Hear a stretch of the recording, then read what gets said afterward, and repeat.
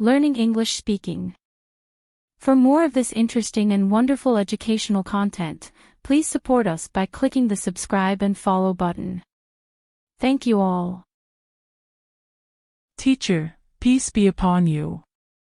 I hope you are all in good health. Today, I want to talk about your future. Can you tell me what you want to be when you grow up? Sarah, I dream of becoming an architect to build beautiful buildings. David, I'm thinking of becoming a doctor to help people maintain their health. Noura, I am interested in the world of technology and I hope to become a software developer. Isabel, I love literature and writing, and I hope to become a famous writer. Eric, I want to become a teacher like you because I love helping others achieve their goals. Brandon, I am interested in the environment and would like to work as an environmental researcher to contribute to protecting planet Earth.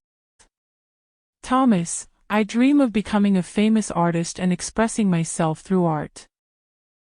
Michael, I want to become a professional athlete and represent my country in international sports.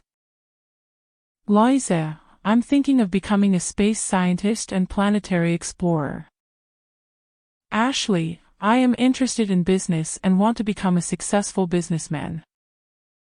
Teacher, these are all very wonderful dreams.